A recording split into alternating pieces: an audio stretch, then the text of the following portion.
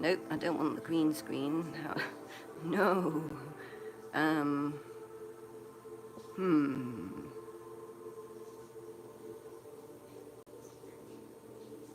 Nope, still can't figure out how to...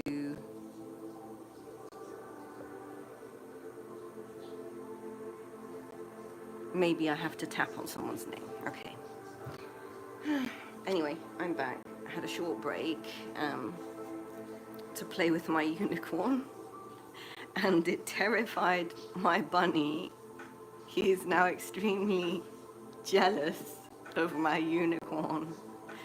And unfortunately, he went and peed himself. So I've got to clean up some piss. But first, I had to clean him up. So I've just given him a damp wipe, and now I need to get rid of some of his stress. He's a bit stressed.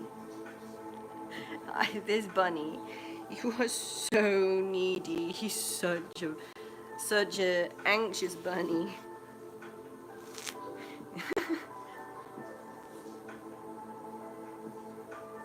He was actually oinking when I went to rescue him, and I put the unicorn away.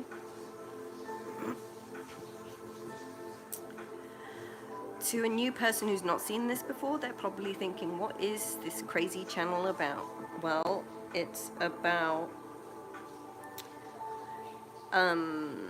me fighting through a metastatic tumoral disease that's trying to kill me, while I'm trying to bond my two bunnies that are trying to kill each other. And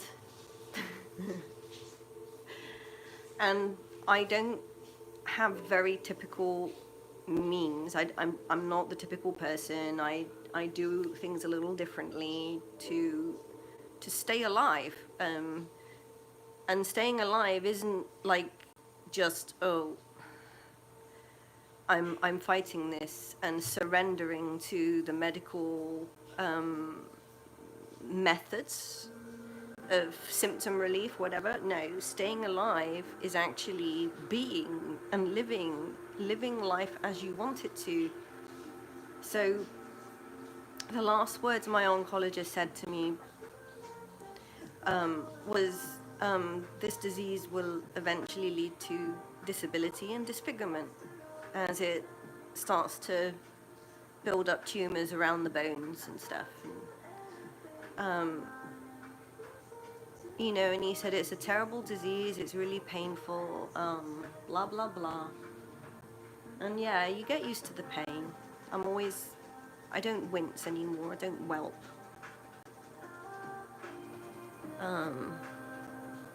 But it's always painful.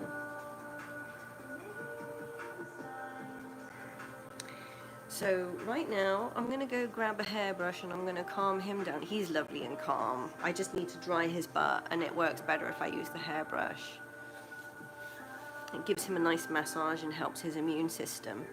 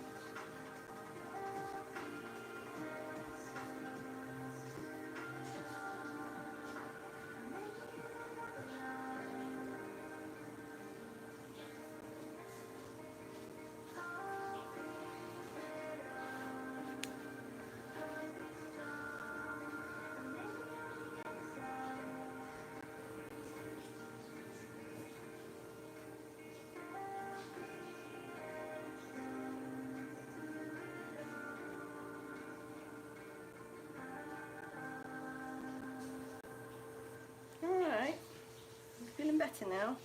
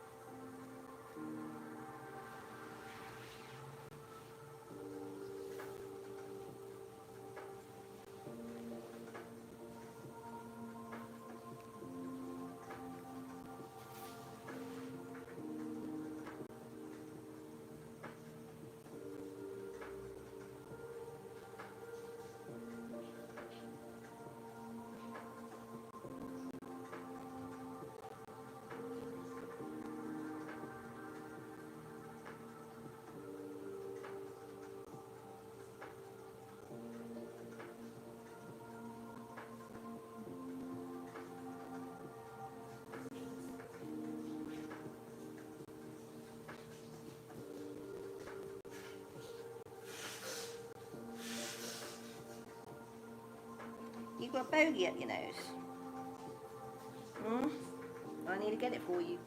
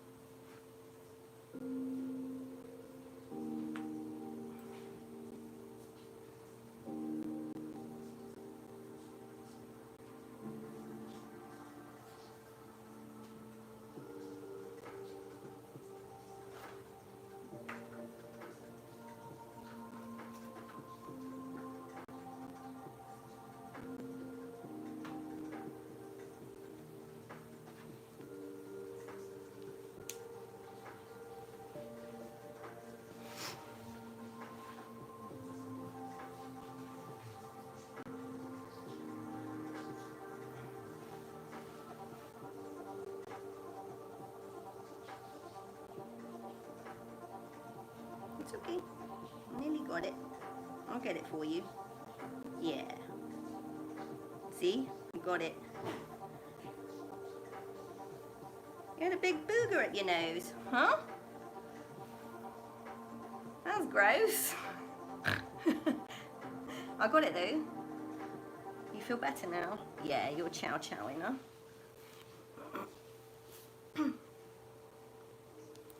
So, when you get stressed, like my new unicorn, he decides he has a disagreement with this over here, right? He was petrified of it. He was literally, that unicorn scared the living poop out of him, and he wet himself in the corner. He went and ran under the table and weed himself. So I had to clean his bum and dry it. And then he usually gets the runny nose. You know, that's a stress response from him. He's a trauma bunny, so I rescued him from a meat farm, and things set him off, but he trusts me, and I'm letting him grow through that trauma. So he's gradually becoming less triggered these days, and with strange noises and sounds, and I am the weirdest person you can get. I'm making weird noises, and I'm doing weird things. So everything that's completely alien to a bunny's existence, I'm doing it, and that's just who I am. But it's exposing him through immersion therapy to these triggers that relate him back to his trauma of the days in the meat farm, when there's like a lot of slidey, choppy, banging noises, and all of his friends would disappear and never come back. You know, so he has terrible, terrible separation anxiety. And, you know, if I leave the room for a minute, he's anxious. But he's getting better. And it's because I am who I am, and he knows that I'm here to help him, so he's able to grow through his fear. So he feels fearful, he gets stressed, but he knows I'm there and it's safe, and he grows through that. And so it's slowly rewiring his nervous system. And over the last year, I've had him 10 months now, he's become so trusting, and his personality's starting to come out. He started to honk. He started to oink. He started to twitch his butt. So he's pretty relaxed now. I love you, Beano. I love you. I love you, baby. But because he needs me so much, he's become very territorial over me. And my other bunny, baby girl, who is an elder bun, I've had her for 7 years. She has some health issues, and I look after those health issues for her. I try and heal them as best I can. It's a long process, but because she's very fragile, and he is a big clumsy bunny, and he doesn't realize the impact he makes on her. He's actually injured her badly twice, and I've been looking after that in the last few weeks as well, while I've been ill, disabled, broken. You know, I have the heating pad on the floor behind me, so that if I sit on it and warm up my joints, I can kind of get the fluids moving around, and that helps lubricate against the tumors and crystals that are shredding my nerves. So with the heating pad, I'm able to get up and I'm able to move around a bit more. And it also, because I'm fighting for the movement all the time, I'm always fighting to move, that keeps me rehardening my nerve sheaths and maintaining what control and strength that I have. My strength is going down, obviously. I'm still losing weight, and I'm really trying not to lose weight. I'm trying to get the nutrition in me, but it's really hard. So my bones are leaching because of the tumors, and I'm just becoming really fragile, brittle, and I'm suffering with stress fractures in both hands, my left arm. I'm in pain all the time, but I don't wince. I don't do that because I'm just used to it. But I fight to maintain movement, and I do that in unusual ways. Bailey Powers says hi. Official DNA, so cute. Shadowy optimism, nice beast. I hope that's my unicorn you're talking about. She's lovely. Judge Dredd, that is one big bunny. Yeah, he is. He's a giant. He's a New Zealand giant. And my other bunny, the elder bun, she's a little dwarf, and she's a delicate, fragile little thing, and he's so clumsy, he's hurt her, so she's a little mad at him. She's, you know, because he just, I need to teach him how to be more gentle, and that's really hard. But actually he is learning. He does know the word gentle, because if I'm grooming him, I do a lot of physical therapy on him. When I first got him as a rescue bunny, he came from a meat farm where he was in a cage for all his life, for 4 years. I think they were using him as a stud bunny or something, so they were keeping him alive just for that. And he was so atrophied that he was shuffling around on his bum and he couldn't hop. And I just, when I saw him, to me, it was really sad to see him that, you know, pitiful. I mean, he's a bunny, he should be hopping around and happy, but he was just so, like, depressive, and just, I could see he'd been through so much trauma, and because I knew I could heal him, I was like, I have to have him, I have to. I have to heal him, get rid of his trauma, and show him that he's worth loving, and restore his movement. So that's what I've been doing over the last 10 years. When, sorry, 10 months, not 10 years. Over the last 10 months, when I first got him, he was shuffling around on his butt. He was just pivoting around on his butt because he couldn't move his legs. He was so atrophied. Now he can run around and he can binky. He's very clumsy because he doesn't have the motor control, and I'm working on the motor control. I'm working on the motor control by giving him a lot of butt massages to feed the nutrition into his nerve lines and get him to heal. So I give him a lot of butt massage here on the sacral plexus.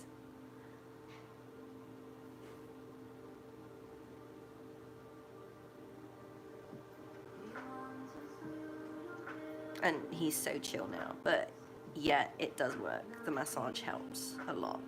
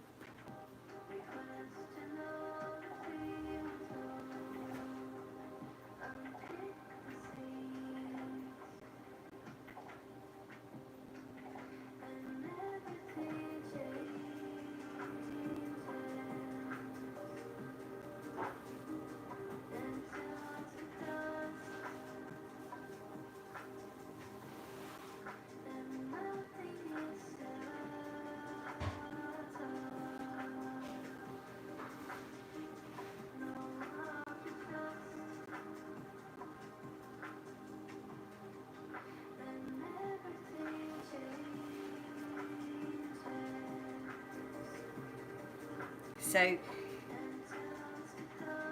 in Eastern medicine, Chinese medicine, the legs is your survival, your vitality, because it's connected to your psoas muscle that goes into your legs, right?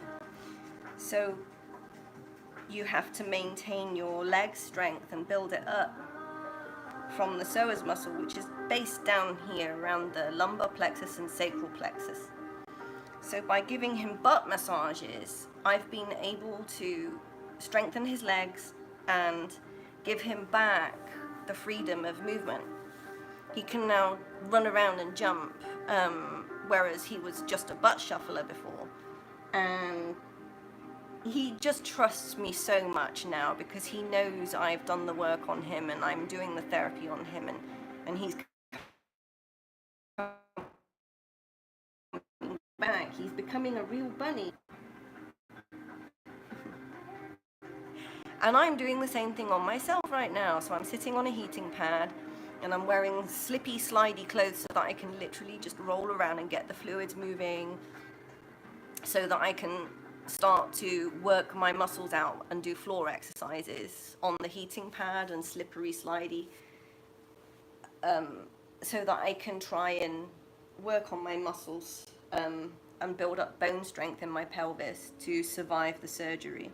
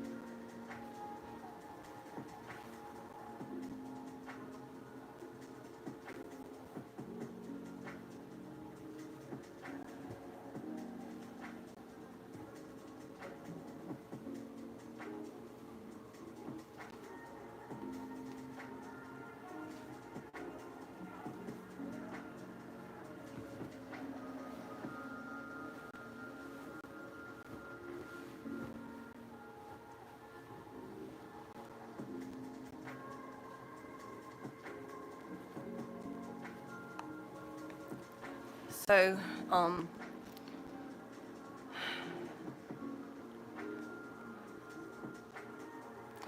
the good news is, when the disease was at its worst, back in December and January, my tumors were a lot larger, and they've been regressing since then. They've actually been receding back because of all the therapy that I'm doing for myself. But the disease is getting more and more painful as this process digests them back. Because the longer the disease goes on, the more calcium it's leaching out of the bones, the more brittle I'm becoming, the more I'm fracturing. But also, the tumors are insulated by fat, and the fat enables the tumors to go blind in the body and not be seen, not be registered, so you don't feel the pain. And when the fat, as you start to waste away from the disease, when the fat goes away, this reveals like the core of the fossilized tumors in the fatty tissue that behave like scouring pads every time your muscles move over them, and you re-injure yourself, you re-injure your muscles and everything. So if I can keep myself hydrated and warmed up on the floor, and I just kind of, get my pelvic area all like fluid and I can move, that's the first step. But then I also use these clappers to smash the tumors down, because they are actually very friable. They kind of, they powder very easily as the piezo shock, the shock wave goes through the tissues, and healthy tissue, it just transmits, but when it hits one of these friable tumors, they just pulverize, and that just takes the leading edge off the needles, and stops them from serrating my healthy tissue. So I've been doing that, and that will help me move a bit.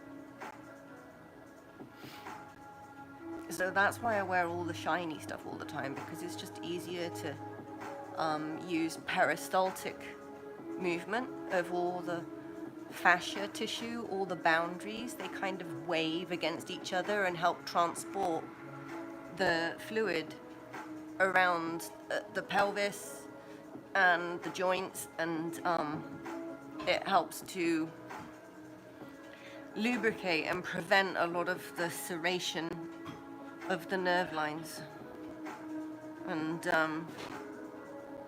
injury of the muscle planes.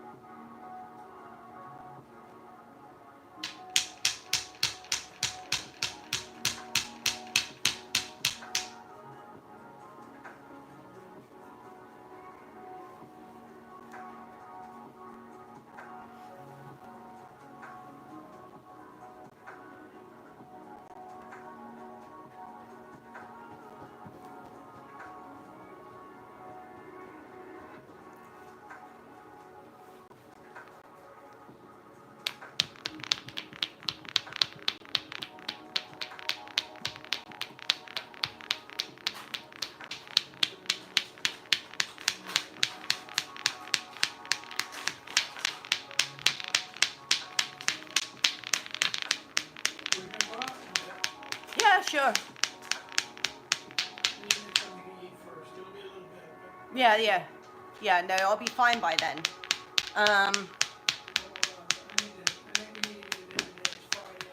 Yeah. Yeah. Okay.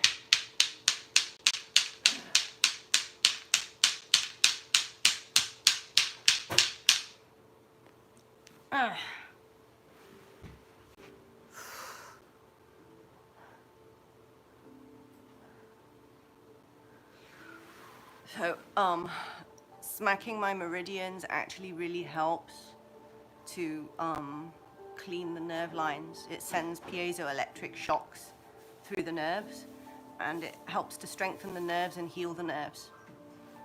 It helps me maintain contact with all my muscles. While I'm wasting away, I need to keep my muscles.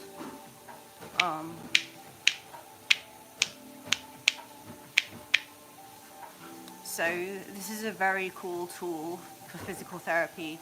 And if Mike Meza, I think his name is, if he comes onto the stream, watches this even after the fact, I know you've just had a knee injection. If you do this around your knees, and I can show you where, you'll preserve the cartilage in your knees, and they will actually heal. And I know this because I suffer with cartilage degradation all the time, and I'm able to preserve it. I'm able to stop that from degrading by doing the clapping around the hip joint. So I'll show you where you need to do it for your knees.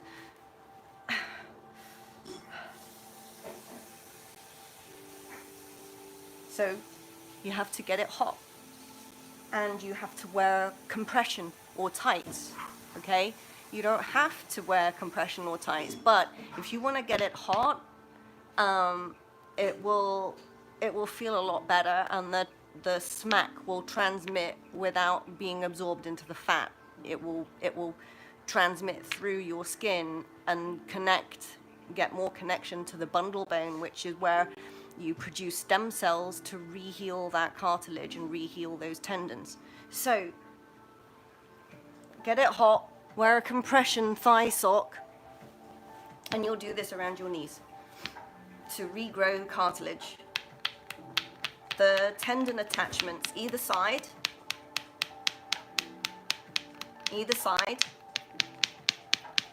on the gracilis, and I can't remember what this one's called. So either side, on both the femur and the tibia,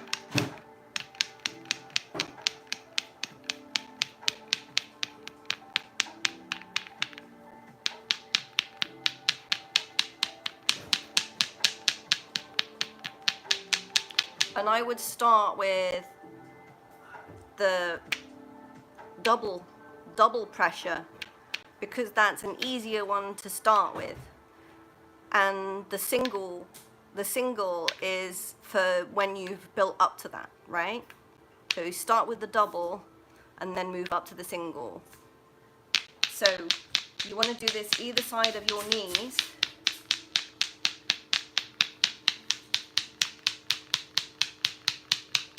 And then you see this hard tendon here on the back of the knee.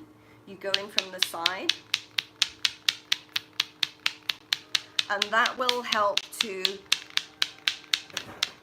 break down and powder any calcium deposit, any plaquing, any crystals that are building up. It will help shatter them, pulverize them, and get them out.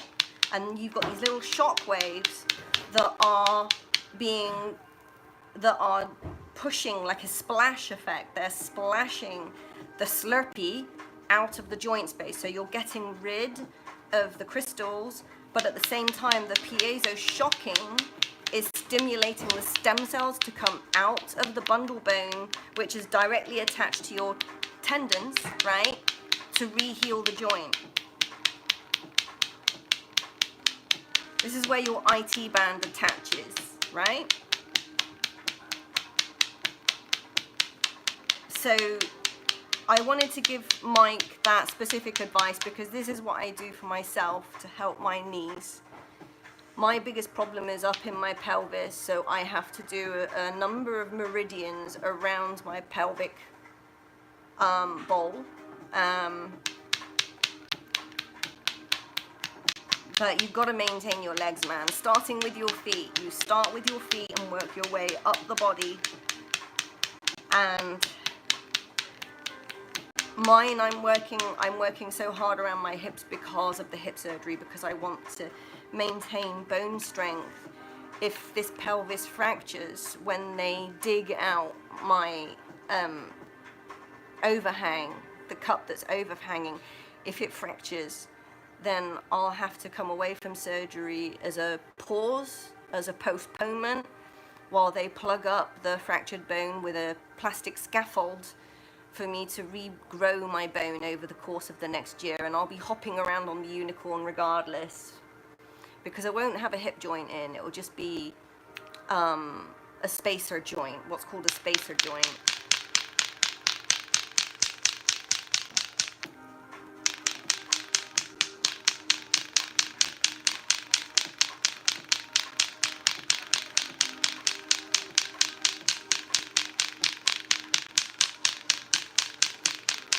But the piezo shock waves is what actually strengthens the bone as well.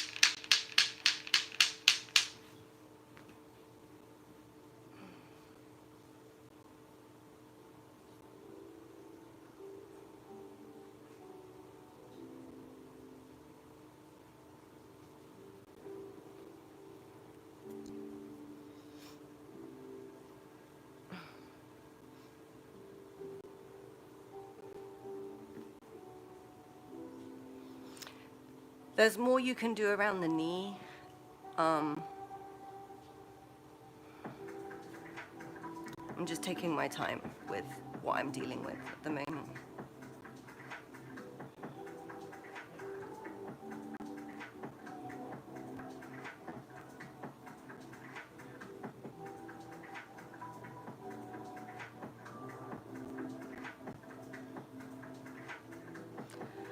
Sometimes I just sit with the discomfort and it's fine.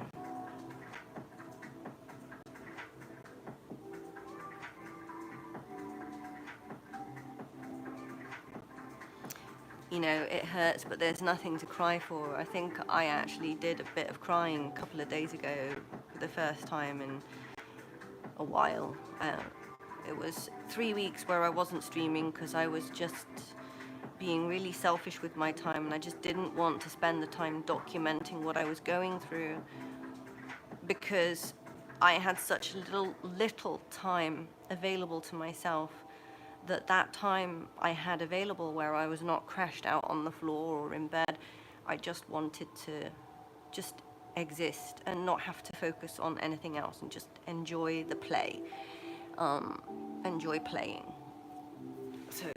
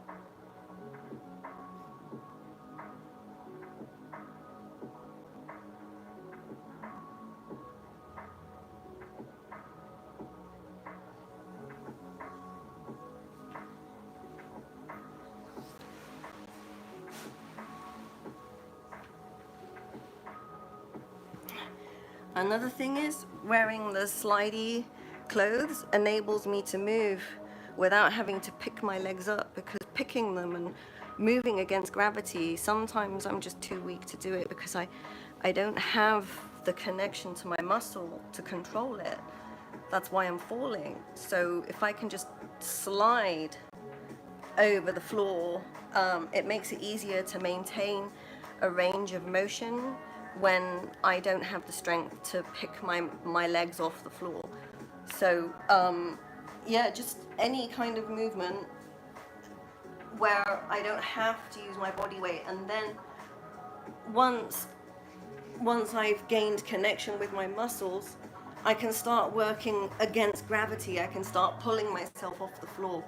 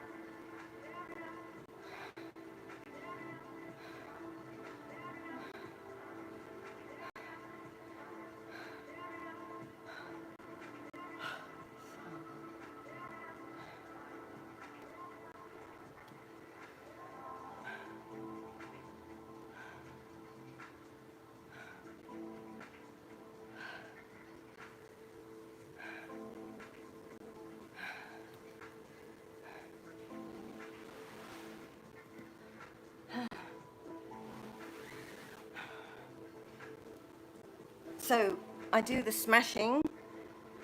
I try and do it every day, but not in the same area. So I rotate around the different areas I need every 3 days, because there's an inflammatory cycle that you go through as the body comes in and cleans up. It produces these clastic cells, lytic cells, that actually clean up all the debris. And then the next phase is the spindle cell cycle and the blastic cycle, where the blastic cells come in and they rebuild and remyelinate nerves and things like that. So it's a 3-day cycle, which I don't want to overdo, because otherwise the body gets messed up in its cycle and it becomes overinflamed. So I have to work with the immune cycle of the body, but in this way I'm able to preserve my strength. And when I say preserve my strength, I mean I've always been a really strong person. This is the weakest I've ever been in my life, and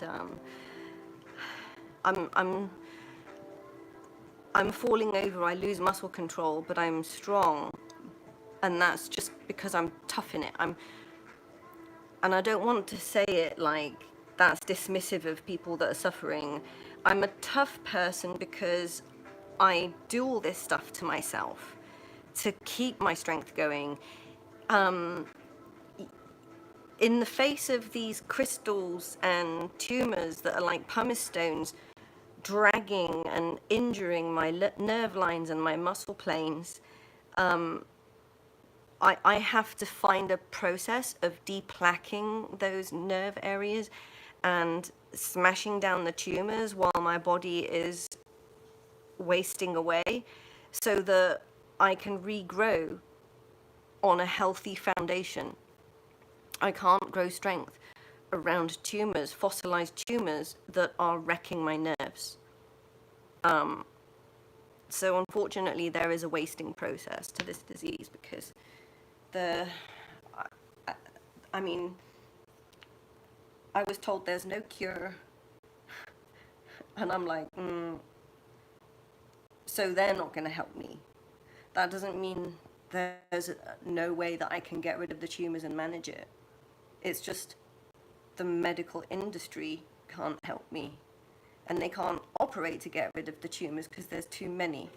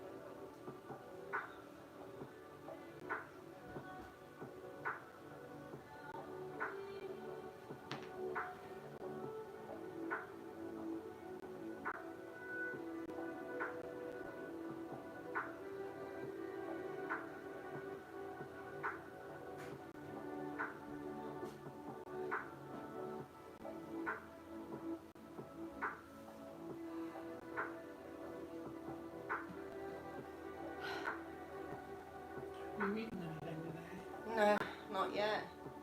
I would love a tuna sandwich. Would you be ready to go? Yeah. Yeah. I could get out then.